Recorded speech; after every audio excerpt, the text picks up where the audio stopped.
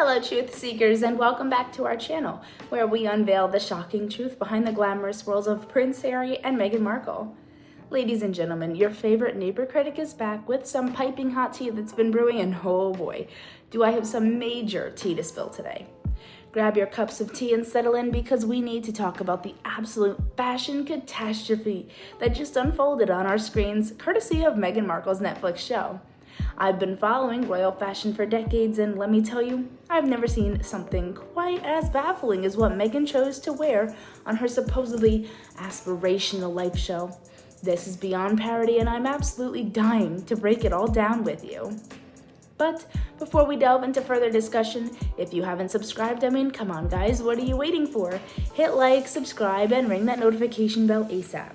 So now, With Love, Meghan dropped on March 4th, and while I was prepared for the usual self-aggrandizing content, I was not prepared for the visual assault that was her pink Ralph Lauren jumpsuit. My jaw literally hit the floor when I saw her standing in that pristine, overproduced kitchen looking like she was about to crawl under a car and change the oil. Seriously, what was she thinking? The comparisons on social media have been absolutely savage and honestly, spot on. One viewer asked why she was dressed like she was about to change oil on a 2010 Honda Civic, and I nearly spat out my tea laughing because it's so true. Another compared her to Don Knotts in Three's Company. When you're being compared to a 1970s sitcom character, you know things have gone terribly wrong in the fashion department. Let's talk about the specifics of this fashion disaster, shall we? The waistline, or rather the complete lack of one, had everyone in a state of confusion. That belt was yanked up so high it was practically touching her ribcage. The overall effect wasn't chic or elegant, it was more circus tent than couture. As one commenter perfectly put it, she's too short-waisted for this look. It's like the jumpsuit is swallowing her whole. Another wondered if Ralph Lauren actually designed this or if it was an elaborate prank. I'm wondering the same thing. And those pants, too long, too baggy, too everything. They pulled around her feet like she was wearing hand-me-downs from a much taller person. It's baffling that someone with access to the world's best stylists and tailors would appear on camera in something so poorly fitted. This is a woman who supposedly cares about her image, yet she looked like she grabbed something off the rack without a second thought about whether it actually suited her body type.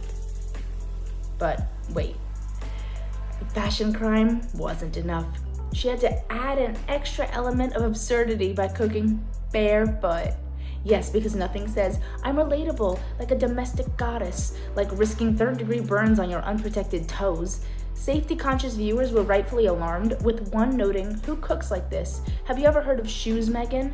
Another pointed out she was one drop knife away from turning this lifestyle show into an ER visit. It's not just cute or bohemian, it's just unsafe and bizarre, especially in a show that's supposedly offering lifestyle inspiration. The irony of all this is that Meghan was chatting with Touch of Beauty's founder about self-care, simplicity, and the art of being effortlessly chic, while looking anything but effortless or chic. This is the disconnect that has always defined Meghan's public persona, preaching one thing while doing another, talking about authenticity while presenting something thoroughly inauthentic. And can we discuss the beige obsession? After dramatically lamenting the overuse of beige during her royal stint, remember that petty dig in the Netflix documentary?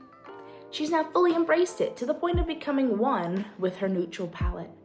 As one viewer brilliantly summarized, she complained about beige and now all she does is wear beige.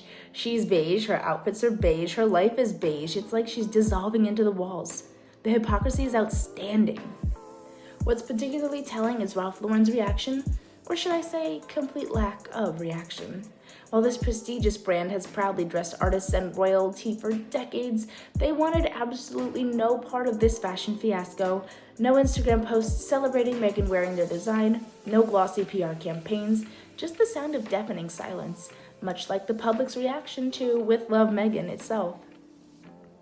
Meanwhile, across the pond, Catherine continues to deliver masterclasses after masterclass in royal dressing. Even during her health challenges, when she is seen less frequently, her style choices have been impeccable, appropriate, elegant, and tailored to perfection. Catherine understands that as a royal, your clothing is a form of communication. It shows people that you're meeting the occasions you're attending. The contrast couldn't be more stark. Catherine dresses to honor the institution she represents. Meghan dresses to create Instagram moments that inevitably fall flat. Catherine works with the designers while respecting tradition. Meghan wears designer clothes that often seem to wear her instead. Catherine's style has evolved naturally as she has grown into her role. Meghan seems to be constantly trying on different personas, none of which quite fit. This jumpsuit debacle perfectly encapsulates the fundamental problem with Meghan's approach to public life. She wants to be seen as aspirational, but she doesn't put in the work to actually understand what's flattering or appropriate. She wants to be seen as relatable, but everything is so obviously staged and inauthentic. She wants to be seen as a fashion icon, but makes baffling choices that leave fashion experts scratching their heads in bewilderment. As the dust settles on another Meghan Markle fashion misstep, one question remains. Will she ever hire a competent stylist? Or at the very least, will someone please introduce her to the concept of dressing for her body type? Because right now, the only thing With Love Meghan is giving us is secondhand embarrassment and a masterclass in what not to wear. What do you think, my royal watchers? Was this jumpsuit as horrific as I thought? Or am I being too harsh? Have you been watching With Love Meghan? Or like most Netflix viewers, have you given it a hard pass? Let me know in the comments below. And don't forget to like, subscribe, and hit that notification bell so you never miss another royal fashion analysis. Until next time, keep supporting our working royals who understand that true style comes from dignity and grace and appropriate tailoring. Toodaloo, bye for now.